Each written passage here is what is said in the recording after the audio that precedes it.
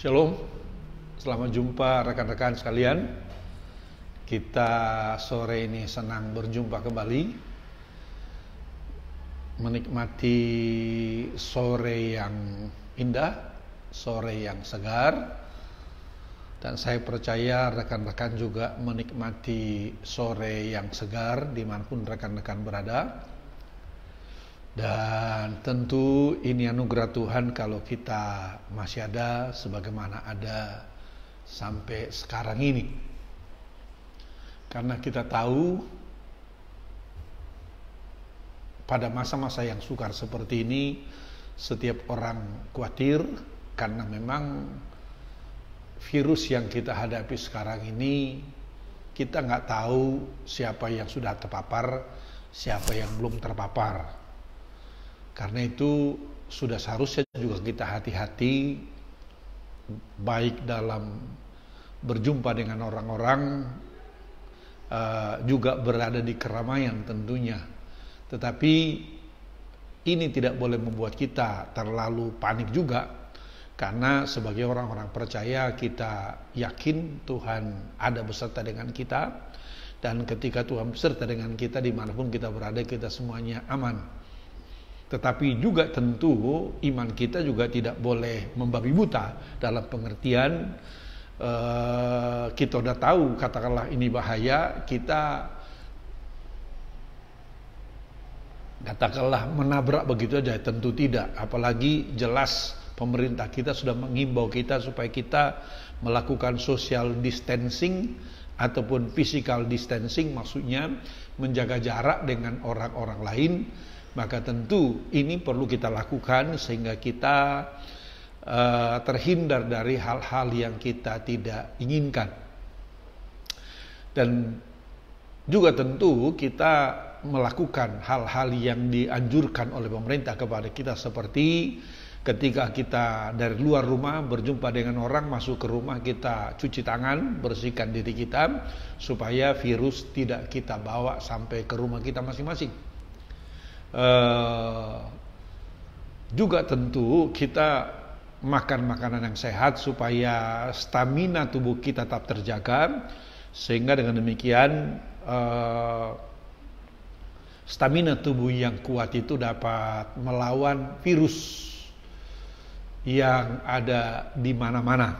Sama seperti saya sore ini, saya sedang menikmati air jahe merah. Katanya air jahe merah ini dapat meningkatkan stamina tubuh sehingga stamina tubuh tetap terjaga. Memang kalau kita nikmati sore-sore semacam ini cukup nikmat saudara ya, cukup nikmat. Kita nikmati jahe merah seperti ini, tetapi tentu juga makanan-makanan yang lain yang akan membuat kita tetap sehat. Juga tentu kita tetap memiliki hati yang gembira, karena firman katakan hati yang gembira adalah obat yang manjur, tetapi semangat yang patah mengeringkan tulang. Nah, supaya kita memiliki hati yang gembira, maka tentu kita harus mencari hal-hal yang membuat kita bergembira, tidak tawar hati, tidak takut. Karena saya melihat bahwa sebetulnya yang paling bahaya sekarang ini adalah bukan virusnya lagi, tetapi teror berita yang menceritakan kepada kita kengerian-kengerian yang dialami orang-orang oleh karena terpapar virus ini. Jadi sekarang kita harus menjaga pikiran kita, menjaga hati kita, supaya jangan sampai kita jadi takut, jangan sampai kita jadi tawar hati oleh karena berita virus yang sedang ramai di mana-mana ini. Karena itu kita perlu mencari hal-hal yang akan katakanlah menguatkan iman kita, menguatkan kepercayaan kita, sehingga optimisme tetap muncul dalam diri kita. Kita tidak seperti orang-orang yang terlalu ketakutan, terlalu panik, sehingga akhirnya mau ngapa-ngapain juga nggak berani. Kenapa? Karena ketakutan yang terlalu besar yang menguasai hidup mereka. Jadi karena itu sekali lagi kita tahu ini bahaya. Yang penting kita ikuti protokoler kesehatan yang dianjurkan oleh pemerintah, yaitu kita menjaga jarak, lalu cuci tangan ketika kita keluar dari rumah, masuk ke dalam rumah, kita cuci tangan, kita bersihkan diri kita sehingga virus yang mungkin terbawa dari luar tidak kita bawa ke rumah kita masing-masing. Tetapi virus itu mati dan kemudian kita tetap bersukacita seperti sebagaimana biasanya, rekan-rekan sekalian.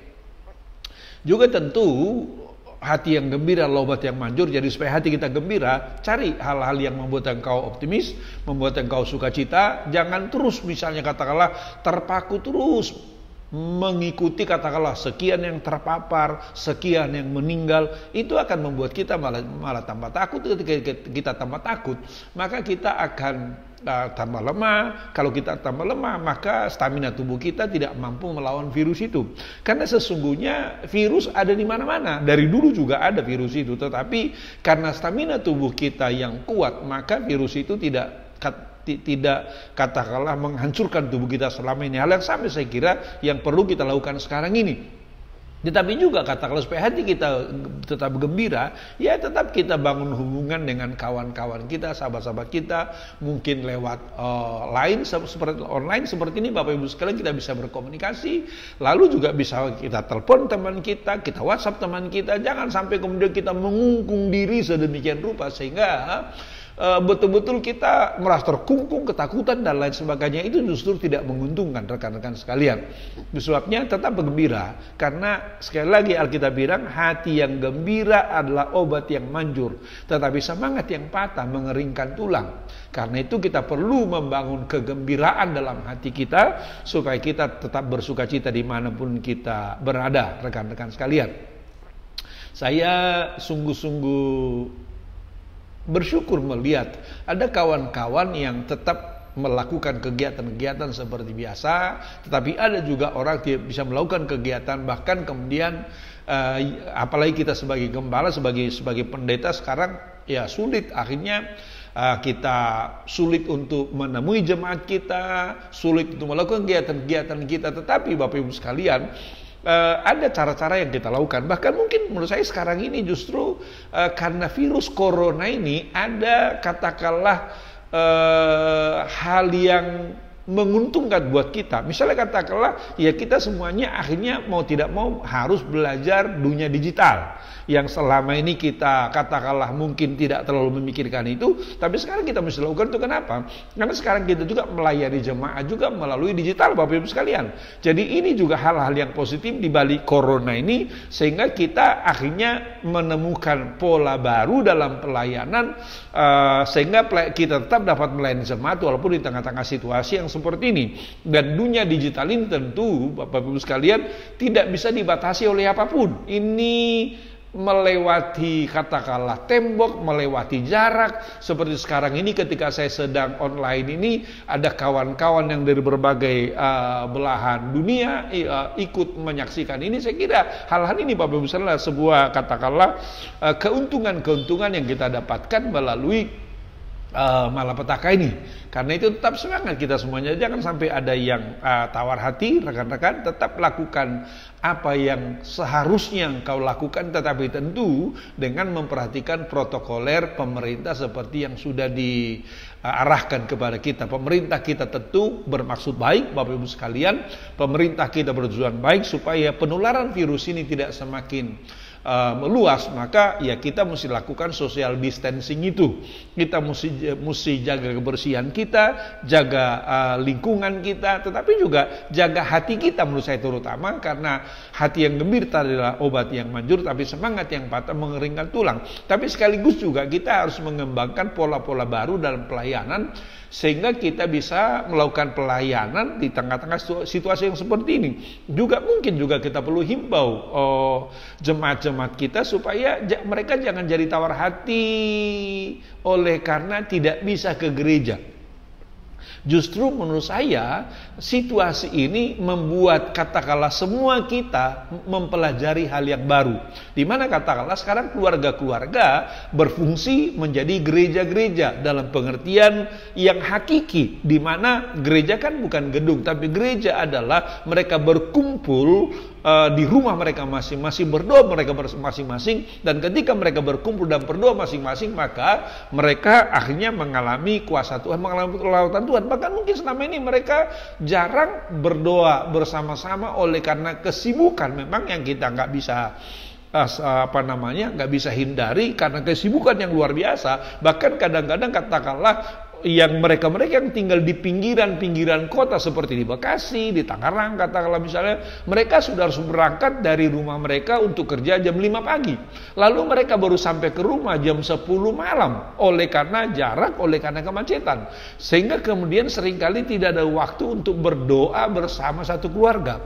Nah, dengan sekarang ini kita disuruh di rumah saja, baik bekerja, baik beribadah, baik belajar, maka ini waktunya kita membangun gereja yang sesungguhnya di rumah kita masing-masing. Karena itu rekan-rekan, dimanapun engkau berada, jangan tawar hati, tetap sukacita, karena kita tahu tidak ada hal yang di luar pengetahuan Tuhan.